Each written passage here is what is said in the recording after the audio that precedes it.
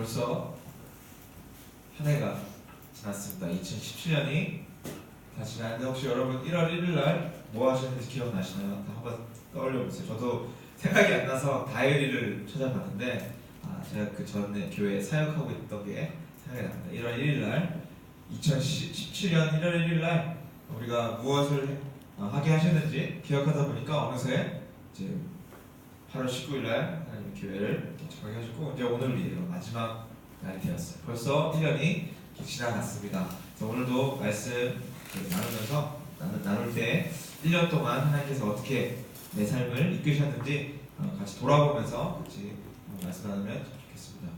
1년이 쭉 지나갔는데 어떤 인도하심으로 하나님이 우리를 인도하셨는지 같이 한번 생각하면서 말씀 나누도록 하겠습니다. 오늘은 했던 대로 누가복음 6장 6절에서 11절 같이 읽도록 하겠습니다. 누가복음 6장 6절에서 11절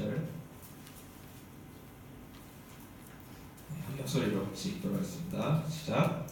또 다른 안식일에 예수께서 회당에 들어가사 가르치시되 거기 오른손 많은 사람이 있는지라 서기관과 바리새인들이 예수를 고발할 증거를 찾으려 하여 안식일에 병을 고치시는가 여쭈니 예수께서 그들의 생각을 아시고 손 마른 사람에게 이르시되 일어나 한가운데 서라 하시니 그가 일어나 서거니와 예수께서 그들에게 이르시되 내가 너희에게 묻노니 안식일에 선을 행하는 것과 악을 행하는 것 생명을 구하는 것과 죽이는 것 어느 것이 옳으냐 하시며 우리를 둘러보시고 그 사람에게 이르시되 내 손을 내밀라 하시니 그가 그리하매 그 손이 회복된지라 그들은 녹이 가득하여 예수를 어떻게 할까 하고 서로 의논하니라. 무엇이 옳은가 라는 질문으로 예수님을 던져주셨는데 그런 같은 제목으로 우리 같이 말씀 나누기 전에 기도하고 시작하도록 하겠습니다. 하나님 아버지 감사합니다. 이렇게 2017년 마지막 날에 같이 이렇게 모여서 하나님을 찬양하며 예배드리며 교제할 수 있는 이런 시간과 장소와 건강을 허락해 주시면 감사합니다. 말씀을 전할 때 주님께서 부족한 종에게 함께 하셔서 담대함과 겸손함으로 전할 수 있도록 도와주시고 성령께서 듣는 모든 이들에게 알고 싶은 마음과 이해할 수 있는 지혜와 또 실천할 수 있는 사랑을 허락해 주옵소서. 감사합니다. 예수님의 이름으로 기도했습니다. 네. 오늘 내용은 이제 잘 아시다시피 안식일 날에 또 다른 안식일 날에 이제 치유하시는 그런 사건이에요. 이번엔 유명병원에 손이 마른 자의 손을 치유하신 사건입니다. 그래서 오늘도 여전히 바리새인들과 예수님의 대립 구조가 있어요. 좀 뭐 기준만 다르지만 어쨌든 간에 지금까지 우리 해왔던 그 순서상을 보면 네 번째 대결이에요. 벌써 바리새인들과 이제 예수님과의 그 논쟁의 네 번째 대결인데 오늘은 그 주제가 안식일 날에 치유하는 거를 가지고 바리새인들이 공격을 합니다. 자, 우리 다 같이 레위기를 보면은 이 안식일 날은 저녁부터 저녁까지라고 명시했어요. 근데 쭉 보면 안식일은 모든 행동이 엄격하게 규정되어 있어요. 그 전통과 바리새인들의 또 그 서기관들이 만들어놓은 그런 규례들로 규정되었고 치유하는 것도 마찬가지예요. 그래서 결론적으로 통상적으로 정리하자면 안식일 날에 치료하는 것도 당장의 생명이 위협되지 않는 이상 치유하는 것도 안식일 날 웬만해서 허락되지 않는 그런 문화적인 상황이었다는 것을 먼저 이해하시고 이런 그 기준으로 바리새인들이 예수님께 이제 논쟁을 한 거죠. 자, 우리 6절에서 7절 같이 읽도록 하겠습니다. 시작. 또 다른 안식일에 예수께서 회당에 들어가사 가르치실 때 거기 오른손 마른 사람이 있는지라 서기관과 바리새인들이 예수를 고발할 증거를 찾으려 안식일에 병을 고치는가 엿보니 이 오른손이 마른 사람에 대한 뭐 자료들과 또 여러 가지 주석들도 있지만 중요한 건 아니에요. 그냥 오른손이 다친 사람이 맞어요. 이게 뭐 사고를 당했든 어렸을 때부터 장애가 있든 이건 중요한 게 아니라 어쨌든 간에 이걸 보고 우리는 뭘 알 수 있어요? 이거는 그렇게 생명에 위협이 가는 그런 병은 아니었던 거예요. 그래서 이걸 가지고 바리새인들이 고발할 증거를 찾으면 저 마가복음 이렇게 써 있습니다. 같이 읽도록 하겠습니다. 시작. 사람들이 예수를 고발을 하여 안식일에 그 사람을 고치시는가 주시하고 있거든. 마태복음 이렇게 썼어요. 시작. 한쪽 손 마른 사람이 있는지라 사람들이 예수를 고발을 하여 물어 이르되 안식일에 병을 고칠 것이 옳으니까. 그래서 예수를 고발하려고 이제 목적이 드러났어요. 이미 이제는 딴지를 걸어서 고소하려고 이제 법적으로 처벌하려고 그런 의도로 주시하고 있거늘 이라고 했어요. 마가복음. 그러니까 그 지켜보고 있는 거니 조금만 걸려라 라는 마음으로 이제 한 거죠. 그 바리새인들 본 거죠. 오늘 누가는 엿보거늘이라고 써있어요. 그러니까 이 상황에서 저분들의 이 눈 한번 보세요. 이렇게 그림이 잘 표현되는데 이게 결코 선한 마음이나 어떤 그죠? 믿음의 마음으로 간 게 아니라 뭐예요? 조금만 걸리기만 해봐 하면서 이 손이 마른 자를 본 순간부터 이미 마음속에 뭐 했어요? 아 이제 걸릴 거다. 이제 조금만 해라. 이제 치유하는지 보자. 얼마나 담대한지 보지. 설마 치유하겠어? 치유하면 바로 고발해야지 라는 마음으로 이제 보고 있습니다. 그래서 8절에서 9절 들어가겠습니다. 시작. 예수께서 그들의 생각을 하시고 손 마른 사람에게 이르시되 일어나 한가운데 서라 하시니 그가 일어나 서거늘 예수께서 그들에게 이르시되 내가 너희에게 보노니 안식일에 선을 행하는 것과 악을 행하는 것 생명을 구하는 것과 죽이는 것 어느 것이 옳으냐 하시며. 그러니까 마태복음에서는 그 사람들이 와서 직접 물었다고 했는데 누가복음은 이것을 생각을 하시고 라고 하셨어요. 근데 생각을 하시면서 사람들이 지금 나 고발하려고 하니까 좀 다음에 치료해야겠다 하시지 않으시고 어떻게 하셨어요? 예수님이 이렇게 보시면 너무 멋있어요. 되게 되게 담대하게 하시는데 그렇게 생각하신 거 아시고 손 마른 사람 뭐라고 했어요? 가운데로 다 보게 그냥 아예 그냥 정면 돌파하시는 거예요. 예수님 그런 걸 아시고 손 마른 자 가운데로 말아 다 보게 하신 거예요. 그러니까 이 고발하는 사람들은 뭐야 어떻게 될까 또 무슨 짓 하려고 이런 거죠. 그러면서 예수님 물어보셨어요. 선을 행하는 것과 악을 행하는 것 중에 어떤 게 더 옳죠? 당연히 선을 행하는 게 옳죠. 그리고 생명을 구하는 것과 죽이는 것 어떤 게 더 옳아요? 당연히 생명을 구하는 게 옳죠.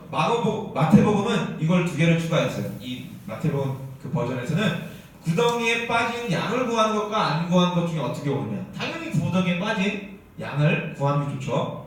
근데 사람보다 귀한 양을 구하는 게 그럼 좋냐? 아니면 안 구하는 게 좋냐? 당연히 사람을 구하는 게 좋죠. 라는 거예요. 결국 뭐냐면, 자, 이게 마태 버전인데, 선을 행하는 것, 사람을 구하는 것은 생명을 구하는 것과 같다라는 개념이에요. 예수님은. 동일시 여기신 거예요. 당연히 여기에 답은 무엇이 옳은가 했을 때, 이거는 너무나 뻔하게, 이거는 어떤 트릭이나 어떤 비유가 아니기 때문에, 당연히 선을 행하는 것이 옳은 거예요. 그죠? 그리고 반대로, 악을 행하는 것은 그거 뭐예요? 안 구하는 것이고 그래서 죽이는 것과 같다고 예수님이 얘기하신 거예요. 옳은 것과 옳지 않은 것. 그러니까 이렇게 아예 그냥 이분법적으로 예수님이 가신 거니까 이 바리새인들은 이 질문에 대답하려면 이제 자기가 악을 행하는 것처럼 되는 것 같은 구조로 예수님이 말씀하신 거예요. 그러니까 이 구조 속에서 왜 그러냐면 이 전에도 계속 지금 얘기했지만 이 바리새인들의 그 주 전제는 뭐예요? 안식일은 사람보다 중요하다. 그러다 보니까 안식일을 지키는 것이 선행이에요. 이 바리새인들에는. 그러니까 생명의 위협이 있지 않은 이상 안식일의 규례는 치유하는 것보다 더 중요한 거예요. 그 무슨 말이냐면 생명의 위협 빼고는 안식일 규례가 다른 어떤 행위보다 더 중요한 거예요. 그렇기 때문에 예수님의 행동은 선한 것이 아니에요. 라는 전제가 된 거예요. 맨 처음 전제가 안식일은 사람보다 더 높기 때문에 라는 전제 때문에 이런 논리적인 사고가 된 거죠. 반대로 예수님은 사람이 안식일보다 높기 때문에 사람을 위한 것이 선행인 거예요.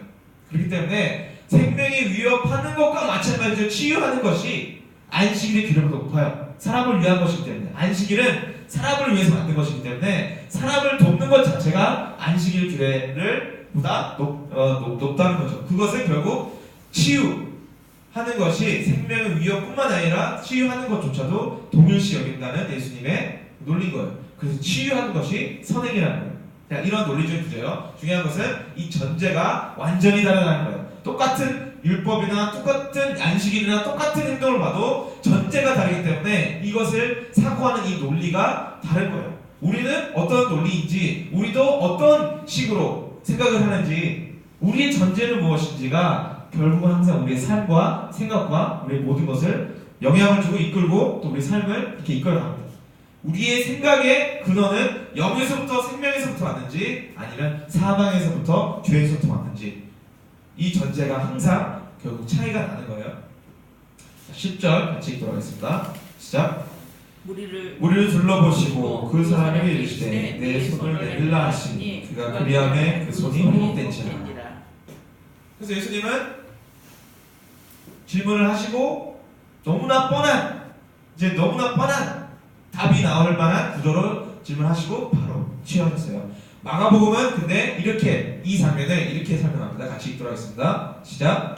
그들에게 이르시되 안식일에 선을 행하는 것과 악을 행하는 것, 생명을 구하는 것과 죽이는 것 어느 것이 옳으냐 하시니 그들이 잠잠하거늘 그들의 마음이 완악함을 탄식하사 노하심으로 그들을 둘러보시고 그 사람에게 이르시되 내 손을 내밀라 하시니 내밀매 그 손이 회복되었더라. 추가적인 있죠. 마가복음에 뭐예요?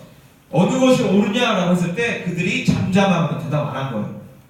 이 표정을 한번 보세요. 이게 아니라 뭐예요? 대답하기 싫은 거예요. 인정하기 싫은 거예요. 그러니까 이 고집세 그 표정을 한번 상상해 보세요. 있잖아요. 그 사극 영화 보면은 그 있잖아요. 허준이나 뭐 이런 데 좀 보면은 좋은 사람이 딱 했으면 그 나쁜 대시들이 이거 있잖아요. 그렇게 상상을 해보세요. 예수님 딱 물어보실 때 잠잠하거나 하시는데 예수 그들의 마음이 완악함을 보고 탄식하사, 이런 마음이 너무 굳어버린 이 바리새인들 마음 보고 탄식하사 노하심으로 그들 둘러보시고, 가 마가가 설명한 거예요. 이 마음을 보시고 하면서 이제 치유하신 거예요. 이 완악한 사람들을 보게 하는 마음이겠죠. 그죠? 이 굳어버린, 이 전혀 사랑이 남지 않은 이 마음을 보시고 노하심으로 그들 둘러보시고 그 다음에 누가에는 첨가되지 않았지만 그 사람에게 이르시되 내 손을 내밀라 하시니 내밀매 그 손이 회복되었더라 라고 하셨어요.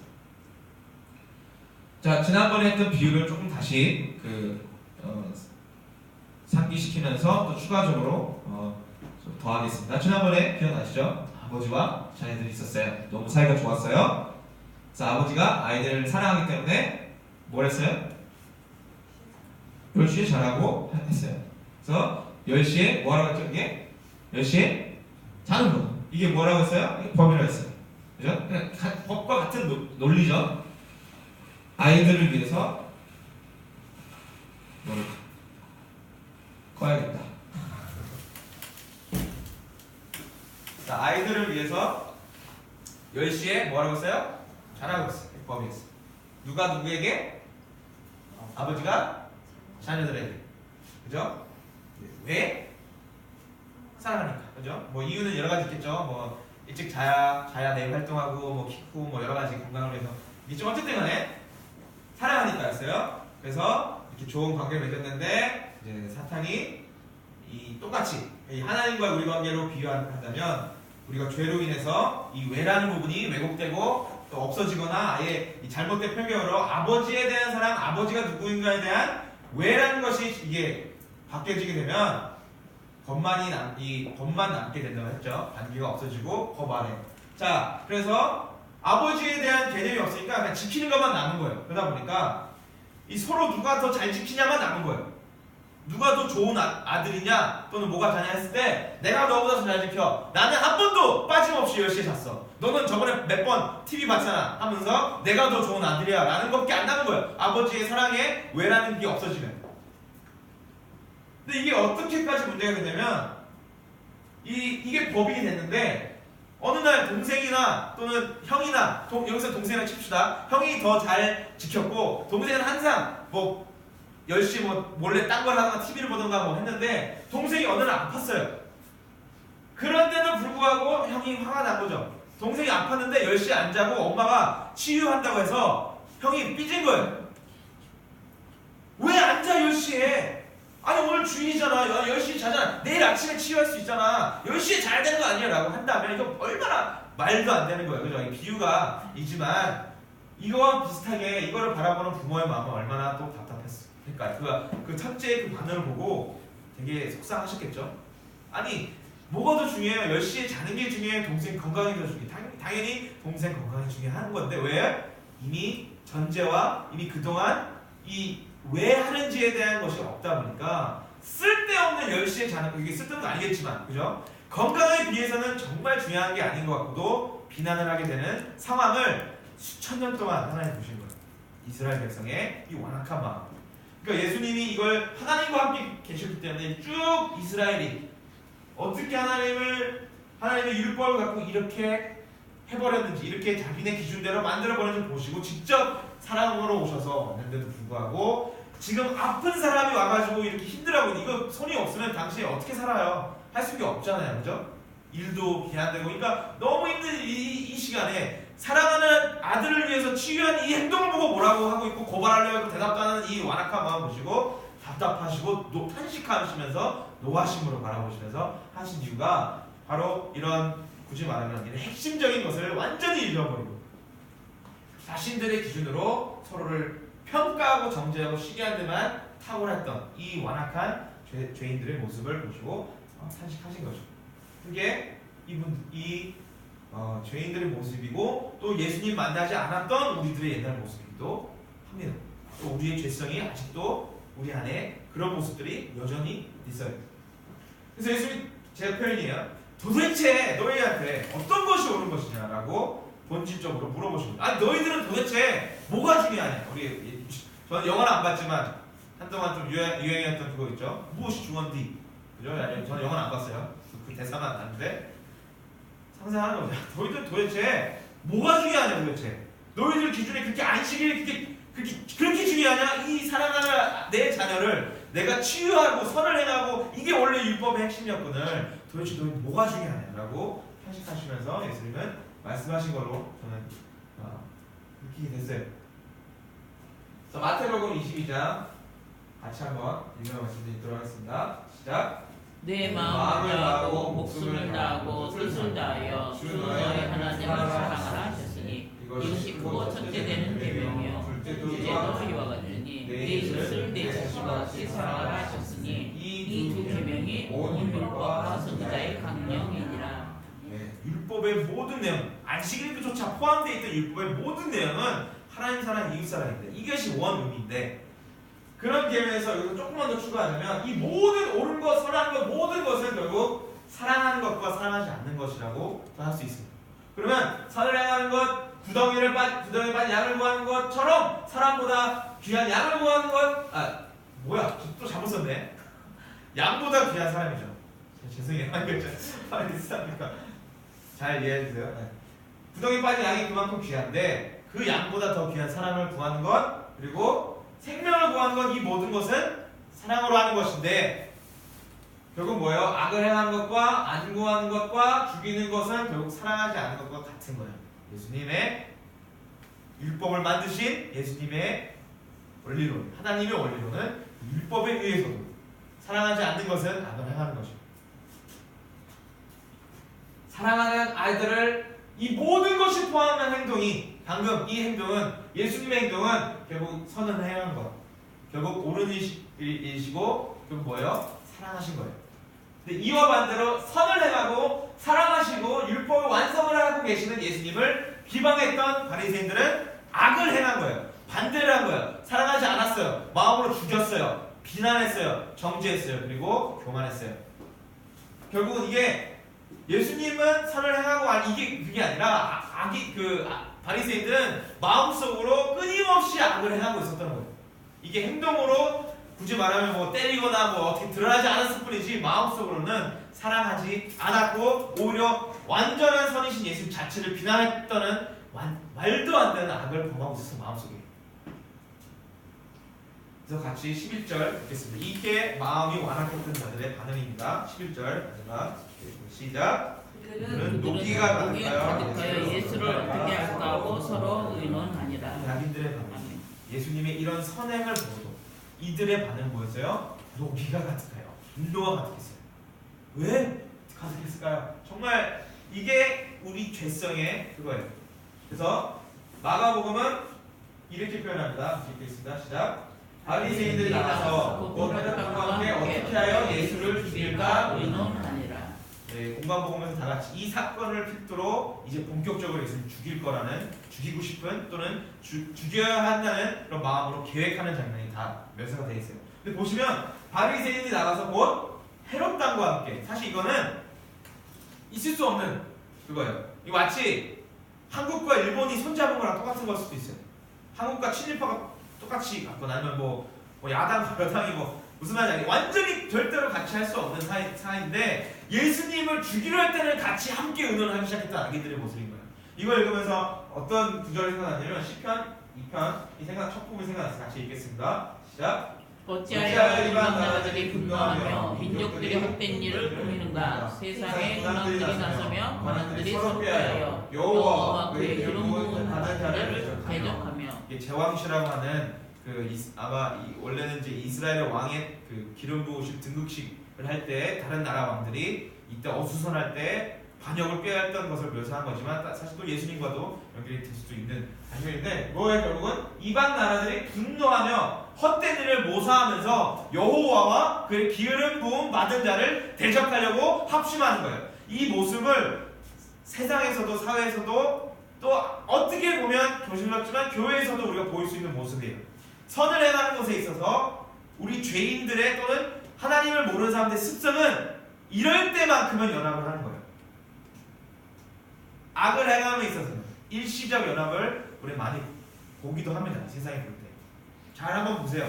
우리 사회적인 현상이기도 하고 세계적인 현상이기도 하는데, 선에 대해서 모일 때는 힘들지만 정말 악을 위해서 모일 때는 합심하는 이 모습이 우리 나라뿐만 아니라 전 세계적으로 많이, 역사적으로 많이 보였어요.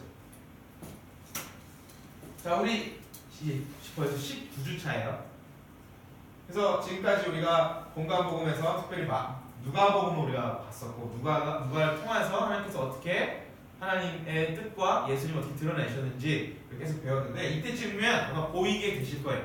왜 이런 반응들이, 왜 이런 구분이 나오는지. 사실상 바리새인과 예수님의 싸움이 아니죠.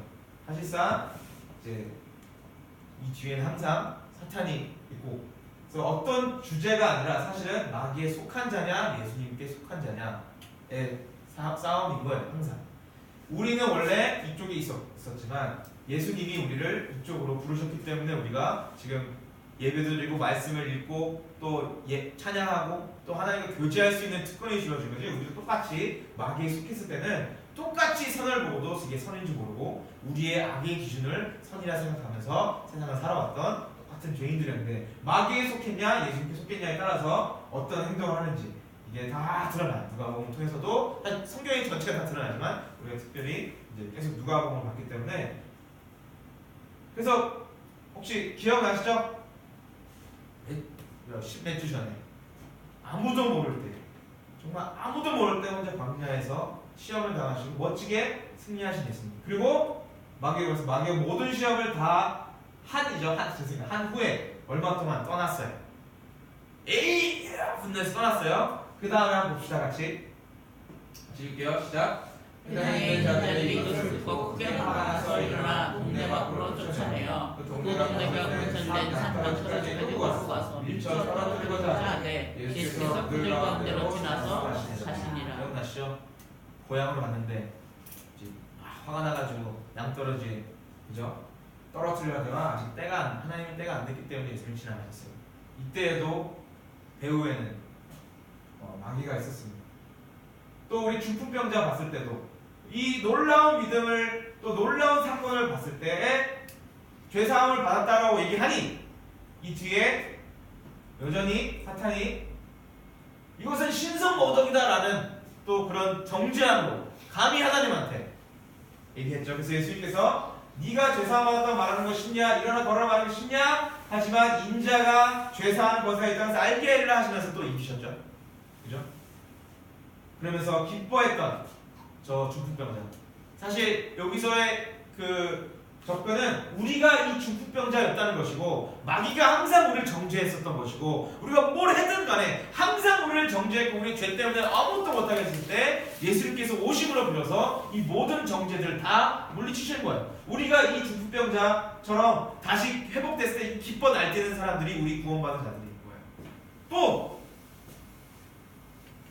세리 같은 아무런 도덕적으로 너무나 비판받고 사람으로부터 완전히 멸시받았던 도덕적으로 완전 매국노였던 이 레위였던 이 세리 역할을 했던 사람이 역시나 우리 같듯이 하지만 때가 되어서 예수님께서 우리를 부르셨을 때 우리 기쁨으로 영접하고 그와 함께 즐거워할 때 역시나 이때 사탄이 함께 정죄를 또 합니다. 죄인들과 함께 한다고 라고 하셨을 때 예수님께서는 의사는 병든 자에게 그러하다 나는 의인을 부르러 온 것이 아니요 죄인을 불러 회개시키러 왔노라 또 물리치셨습니다. 또 오래된 전통이든 새로운 리더를 만났든 간에 어쨌든 간에 기억나시죠? 이때 금식 때문에 왜 금식 안 하냐 하면서 뭐라고 했어요? 난 너희보다 의롭다. 너희는 의롭지 않다. 라고 하셨을 때 금식을 갖고 공부했어도 신랑이 함께 있을 때 기뻐하는구나 라고 또 물리치셨던 예수님. 새 것은 그죠? 낡은 것과 새 것, 포도주, 새 부대 말씀하시면서 물리치셨어요. 그럼 또 최근에 그죠? 안식일 날 사탄이 또 안식일에 뭐 하는 거야 하면서 또 정죄할 때 우리는 예수님 안에서 쉬는 것을 누릴 수 있는 그런 자유를 주셨죠. 인자는 안식일의 주인이다. 사람이 안식일의 주인이고 사람의 주인은 나야. 나를 누려라 하는 마음으로 예수님께서 우리를 자유케 하셨습니다. 안식일의 규례, 율법의 규례, 정죄로부터 사탄의 정죄로부터. 그리고 오늘의 똑같이 손이 마른 자처럼 이렇게 있을 때 예수님은 우리를 오히려 자랑스럽게 사랑하실 때문에 우리를 치유하실 때 또 옆에서 뭐라고 할 때에도 사탄이 뒤에서 정죄할 때에도 안식일에 치유한다 범에 가지 성안에 가지 않는다 라고 하셨을 때 예수님께서 도대체 너희는 무엇이 중요하냐 사랑하는 내 아들이 중요하냐 아니면 너희들이 그것도 벗어나 있던 그 이상한 기준으로 서로를 정죄해서 너희 그렇게 의롭다 함을 원하느냐 하시면서 예수님이 또 물리치셨던 오늘 사건을 우리 다 알 수가 있습니다. 같이 한번 읽도록 하겠습니다. 왜 이렇게 됐는지 시작. 빛이 어둠에 비치되 어둠이 깨닫지 못하더라. 깨닫지 못할 거예요. 이분들이 잘나서 우리가 잘나서 이분들이 못나서가 아니라 빛이 왔는데 어두움은 빛을 깨닫지 못했던 그 모습들을 우리가 본 것뿐이에요. 사실. 다시 읽도록 하겠습니다. 시작. 하나님께 속한 자는 하나님의 말씀을 듣나니 너희가 듣지 아니하면 하나님께 속하지 아니하였습니다. 예수님께서 말씀하신 거예요. 너희는 너희 아버지를 따라가는 거야. 너 아버지는 사탄인데 하면서 마귀에게는 진리가 없고 하면서 쭉 설명하시면서 나오셨는데 너희는 하나님께 속하지 않았기 때문에 내가 누군지도 모르고 너희는 네 아빠처럼 사는 거야. 거짓말하고 살인하고 죽이고. 또 읽겠습니다. 시작. 영들을 미워하는 자는 어둠에 있고 또 어둠에 가며 갈 곳을 알지 못하나니 이는 그 어둠이 그의 눈을 멀게 하였습니다. 바리새인들은 또는 여기서 예수 대적했던 사람들은 어둠이 눈을 멀게 했기 때문에 자기가 뭘 하는지도 모르고 자기 옳다고 여기고 가장 빛이 예수님을 정죄하고 죽이려까지 했던 그 모습들을 우리가 봤어요. 마지막으로 시작. 이러므로 하나님의 자녀들과 마귀의 자녀들이 드러나나니 무릇 의를 행하지 아니하는 자나 또는 그 형제를 사랑하지 아니하는 자는 하나님께 속하지 아니하니라.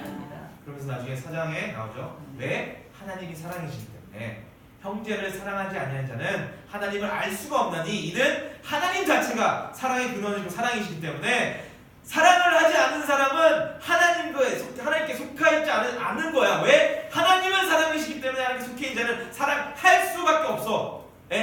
성경의 논리인데 너희는 왜 사랑하지 않느냐? 라고 요한이 성경을 통해서 말씀했던 게 뭐예요? 너희에게 하나님이 없구나. 하나님께 속해 있지 않구나. 너희는 오히려 마귀에게 속해 있구나. 왜? 너희는 형제를 사랑하는 마음이 요만큼도 없구나. 이 사랑하는 마음은 죄인으로서 나올 수 있는 게 아니라 오직 하나님께 속한 자만이 구원받은 자만이 영생 얻은 자만이 할 수 있는 것이기 때문에 왜냐면 하나님이 사랑이시기 때문에 이 논리로 성경은 계속 일관되게 해요. 이것이 율법에도 전혀 벗어나지 않아요. 하나님 사랑, 이웃 사랑.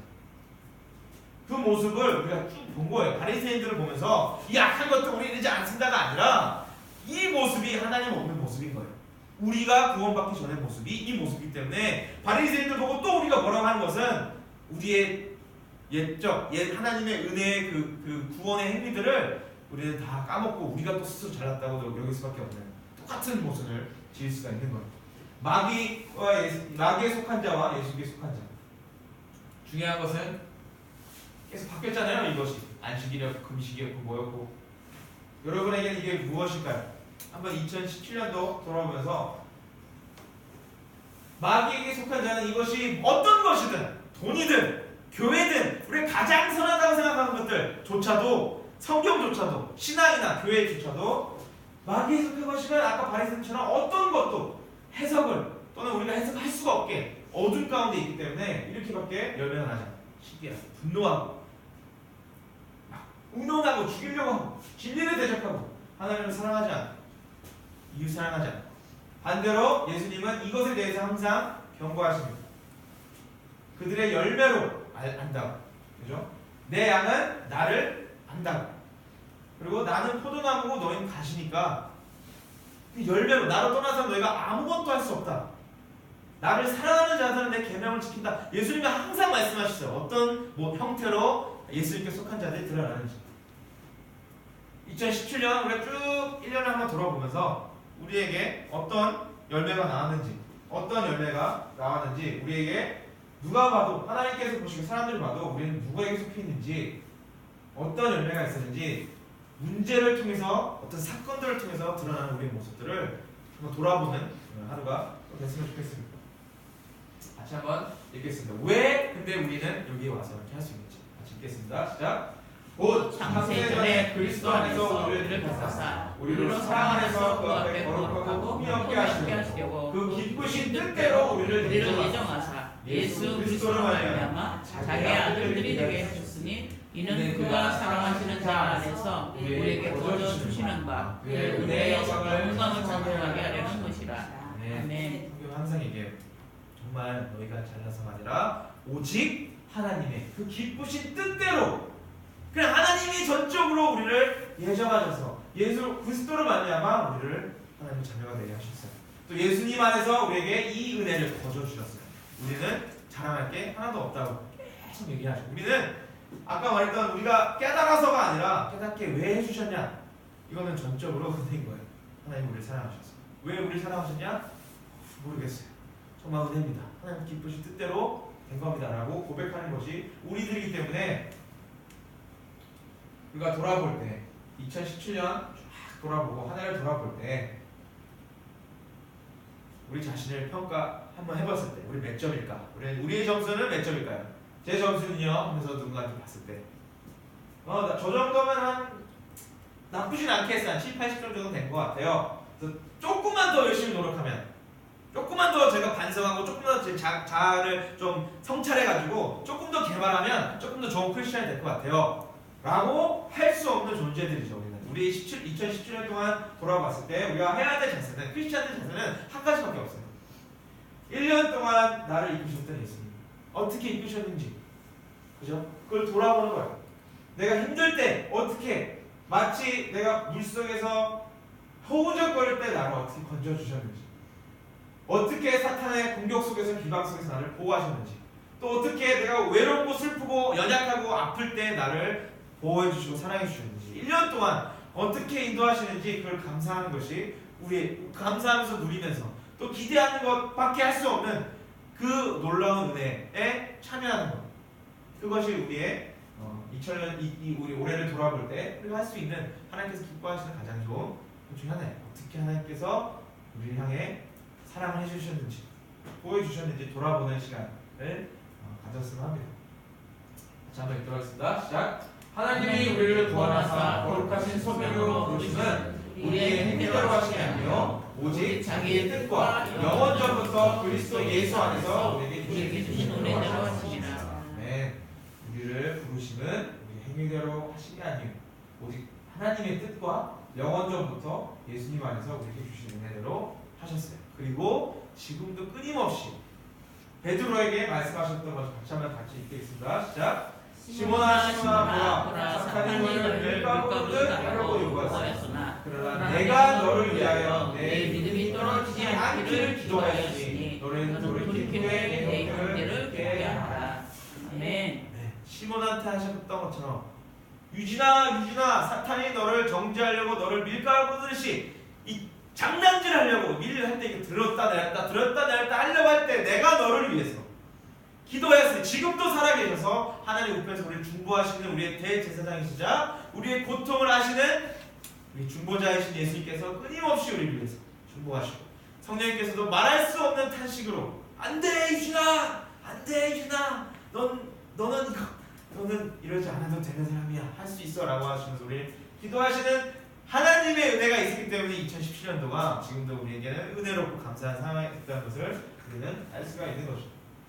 포기하고 싶을 때, 그냥 주저앉고 싶을 때에도 주저앉는 것을 참아 보지 못하셔서 우리를 끌어안으시고 우리를 붙잡아 주시는 예수님이 계시기 때문에 우리는 그분께 달려갈 수 있었던 거죠. 2017년을 바라볼 때 또 그분이 우리를 너무 사랑하시니까 마음 먹고 가는 거지, 그분이 사랑도 하지 않는 분이 도와만 주시다고 다가가지 못하는데 우리를 저렇게 너무 기뻐하시면서 우리를 사랑하시는 예수님 때문에 2017년도가 우리에게도 너무 큰 은혜였습니다. 그래서 2017년도 우리에게 할 수 있는 우리의 고백은 올해도 그리스도를 더욱 깊이 알게 된 것에 감사합니다.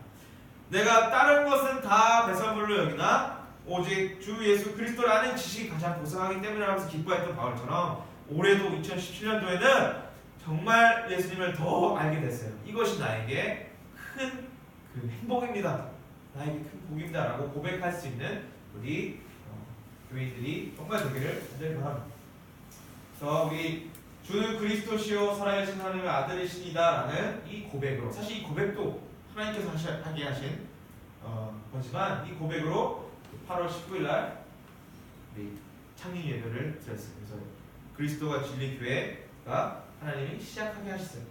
그리고 너무 많아서 그냥 중요한 것만 몇 가지 이렇게 했지만 8월 20일 날 첫 예배를 드려서 기억나시죠? 이때 이제 벌써 4개월 전이에요. 이때 첫 예배를 이곳에서 드리게 하셨고, 그리고 이산 목사님 기억하시 터키, 우리가 사실 그 보안 때문에 영상으로는 안 올렸지만 어쨌든 오셔서 또 김미아 목사님 통역하시면서 이 놀라운 터키에 또 나누셨던 거 기억하시죠? 또 현수 교사님도 오셔서 몽골에 대해서 얘기하셨고, 또 우리 같이 모여서 또 생일 파티도 같이 했어요. 우리 귀한 멤버들도 또 마침 또 부부가 또 생일도 비슷한 게 있어서 같이 생일도 하면서 또 우리의 또 귀한 또 형제 우리 친형, 제 친형 우리 김인태 전도사님 또 파송식도 우리가 하면서 지난주에는 우리 정말 크리스마스 이브를 같이 보내면서 정말 아름다운 그 시간을 같이 함께 보내면서 이 모든 것을 이끄신 것도 하나님이 하신 거예요. 우리 8월 19일날 2017년은 하나님께서 창세전부터 예배하신 이 교회를 시작하게 하신 놀라운 해이기도 합니다.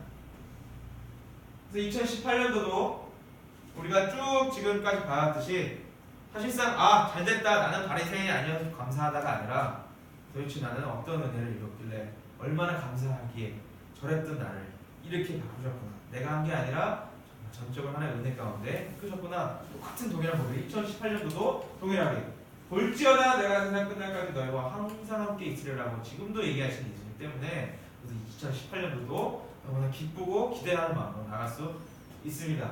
그래서 우리 이름이 이제 사실 이거죠. 진리가 진리를 알지니 진리가 너희를 자유케 하리라. 근데 진리가 예수님이잖아요. 결국 뭐요? 예수님이 우리를 자유케 하실 거예요. Christ sets you free. 이것이 그리스도 진리교회의 그 핵심이기도 하죠. 우리를 자유케 하신 분은 예수님인데, 그래서 우리는 예수님을 알아야 돼요. 진리를 알지니 진리가 너희를 자유케 하리라. 예수님을 알지니 예수님께서 너희를 자유케 하신다. 그것이 우리의 삶의 또 기쁨인 것처럼 이 고백으로 예수님과 더욱 친해지면서 2018년도도 2017년도와 마찬가지 또는 더 풍성하게 하나님을 더 알고 예수님을 더 알고 성령 안에서 서로 더 사랑하고 이 세상을 이겨나갈 수 있는 그리스도 진리교회 한 사람 한 사람 되기를 소망하고 축복합니다. 기도하겠습니다. 아버지 감사합니다. 창세전부터 우리를 생각하시면서 창조하시고 또 우리가 태어난 순간부터 한순간도 빠짐없이 우리를 사랑하시며 또 앞으로의 모든 일들까지 미리 예비하셔서 두 팔 벌려 우리를 기다리시는 하나님을 찬양합니다. 아버지, 우리가 무엇이간데 주님께서 우리를 먼저 예정하시고 선택하시고 이곳으로 부르시고 사랑하게 하셨습니까? 도대체 우리가 무엇을 했기에 또는 우리가 어떤 잘난 것이 있기에가 아니라 그냥 우리 자체를 사랑하셔서 오셨던 것을 우리가 마음껏 감사하며 누리며 또 그 안에서 쉼을 얻고 또 힘을 얻고 또 이 세상을 사랑하는 힘을 얻어서 더욱더 섬길 수 있는 그런 주의 자녀들 될 수 있도록 인도해 주시옵소서. 2017년도 또 함께 하셨던 주님께서 2018년도 그리고 영원까지 함께 하실 것을 기대하며 또 이곳에 오지 못한 우리 많은 성도들 주께서 동일하게 함께 하실 것을 믿으며 오늘도 주님께 예배드리며 또 주님 안에서 교제하며 또 주님을 찬양하는 하루를 보낼 수 있도록 주께서 인도해 주시옵소서. 2018년도 역시 주님께 올려드리며 또 주님께서 예배하신 모든 것들을 다 누리면서 우리가 서로 주님께서 주시는 은혜와 사랑으로 사랑할 때 많은 사람들이 우리를 보고 저 사람들이 아니라 저 사람들 안에 계시고 이끌고 계시는 저 사람들의 주인 되시는 예수님 때문에 저 사람들이 저렇게 하는구나 라고 고백할 수 있는 참된 예수님의 제자들 될 수 있도록 주께서 이끌어 주시고 마음과 생각을 주장해 주시옵소서. 감사합니다. 사랑합니다. 우리 그리스도가 진리교회 시작하신 하나님, 또 우리 그리스도가 진리교회 머리 되시고 또 우리 주인 되신 예수님 항상 감사하며 또 우리 안에 계셔서 내주하시면서 영원토록 함께 하시는 성령님 항상 민감하게 반응하며 사랑할 수 있도록 더욱더 이끌어 주시옵소서. 감사합니다. 우리 구세주이시고 주님이시며 가장 좋은 친구이신 예수님의 이름으로 드렸습니다. 네.